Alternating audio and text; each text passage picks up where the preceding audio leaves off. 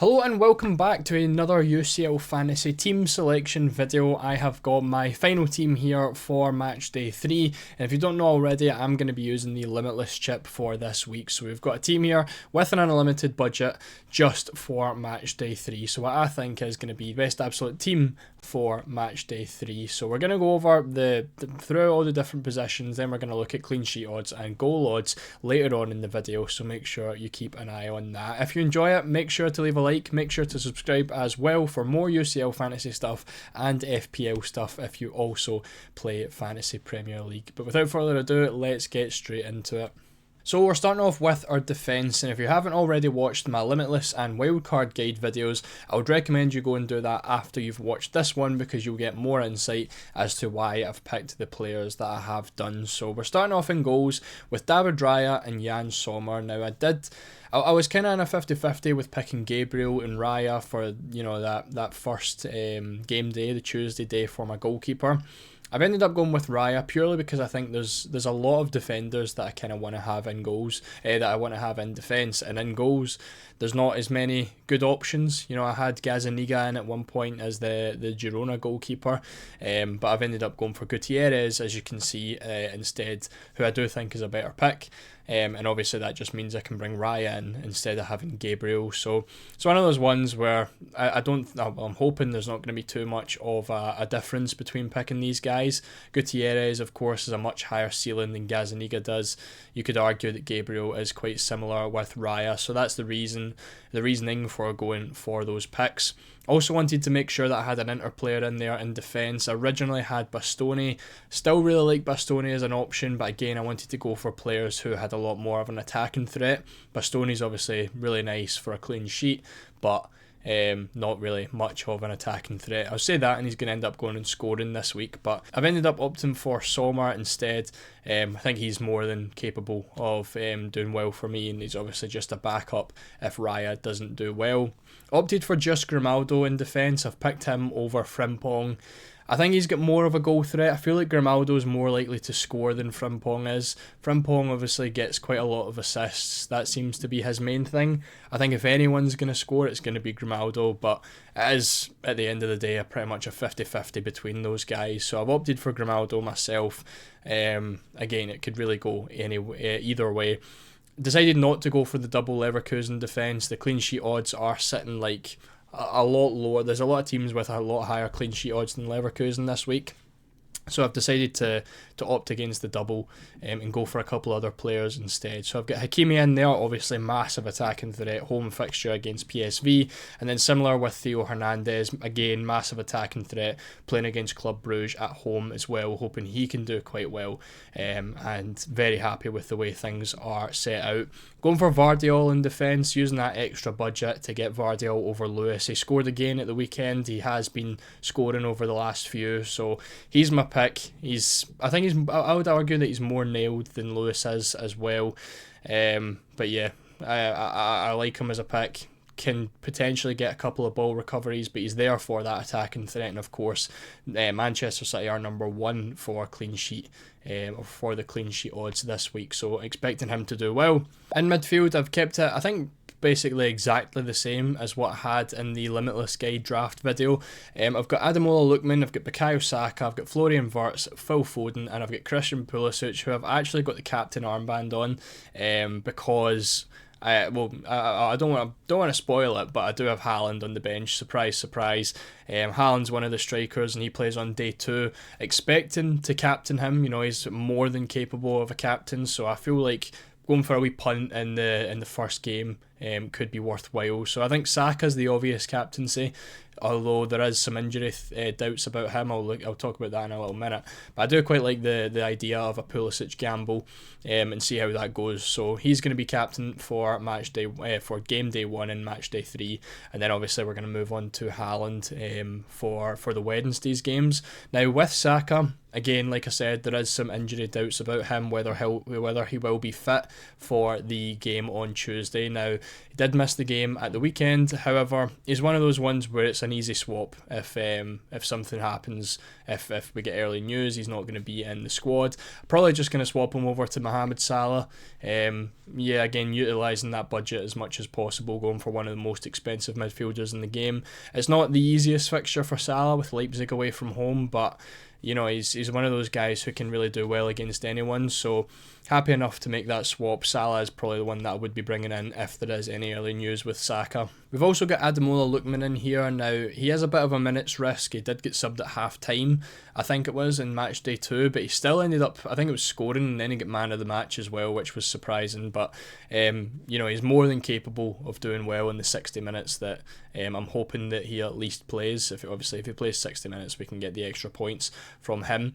He is a bit of a minutes risk, but he's definitely one of Atalanta's better attackers. So I think even if he does get hooked early, he's got potential to do quite well. Florian Wirtz, I think he is the highest scoring midfielder in the game so far. I really didn't want to miss out on him. Again, similar to Grimaldo, I wanted at least 2 Leverkusen players in, whether it was going to be Grimaldo, Wirtz, Frimpong, 2 of the 3. So opting for Wirtz, again, happy enough with that. Phil Foden was rested at the weekend, so expecting him to start again in the Champions League this week. Obviously done a really good performance in Matchday 2, picking up player of the match as well, and once again expecting him to do well this week.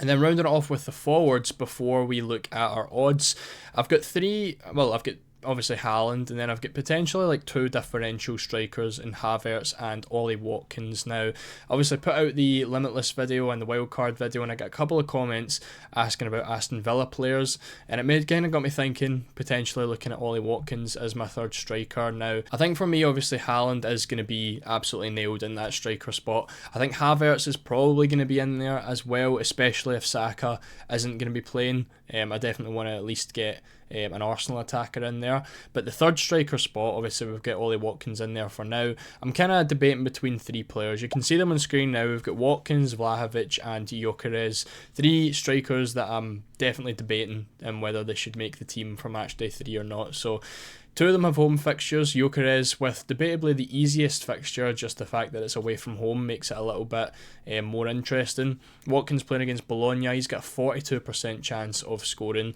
Vlahovic plays against Stuttgart, he has just a little bit more at the 43% chance. Then obviously Gyökeres with Sturm Graz with the away fixture, he's actually got a 52% chance of scoring. So I think Watkins is probably the least nailed in my team right now. Could potentially make a last minute switch to one of these 3 guys. So make sure you're following me on Twitter. It's just below my face, and I'll post whatever I do end up deciding with just before the deadline.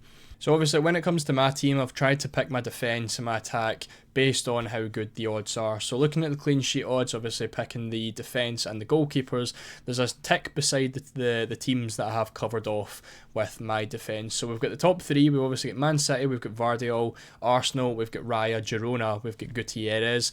Missing out on an Atletico defender, missing out on a Sporting defender. I don't really think there's any obvious picks in there. De Bast has obviously done really good for Sporting at the first couple of game weeks, but I don't think that is like performances that can continue for the long term. Inter definitely wanted a defender. Obviously we've picked Jan Sommer. Villa we've missed out. I think Emiliano Martinez is a very popular option for a lot of people. Definitely a decent one. Maybe could look towards Gabriel instead of one of my other defenders, and then go for Emi Martinez in goals.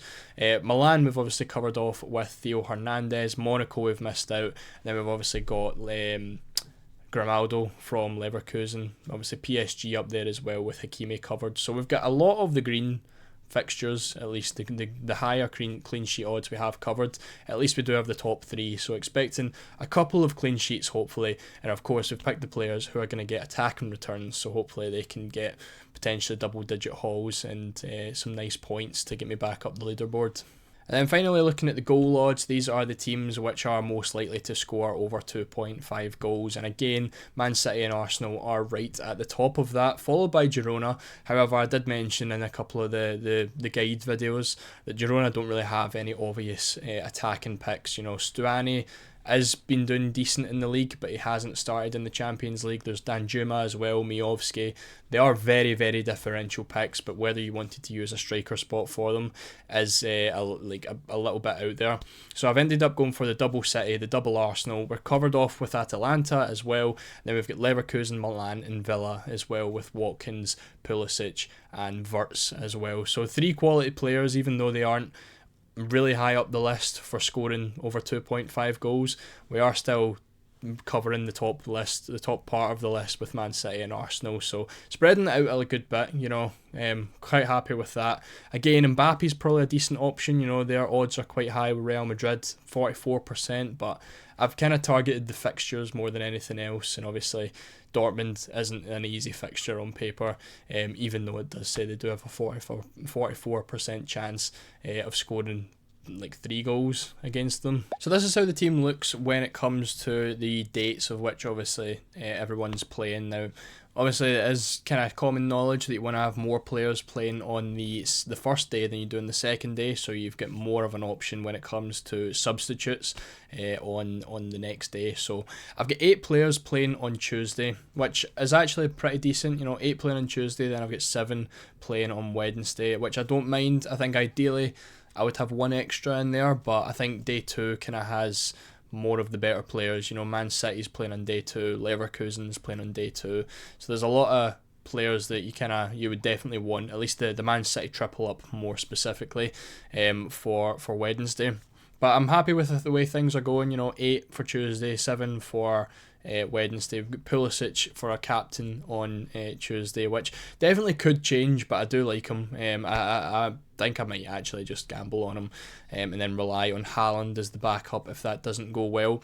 So that is the team selection. If you enjoyed, make sure to leave a like. Again, like I said at the start, make sure to subscribe for more UCL Fantasy content, and let me know if you'd make any changes to this team. Do you agree with the front line? I think that's kind of where I'm debating a little bit. I'm pretty set on the defence, pretty set on the midfield. It is just that forward 3 that I'm still kind of debating on. But again, like I said, make sure to follow me on Twitter just below. The link is in the description as well, and you'll get my absolute last minute team selection for my final team tomorrow before the deadline.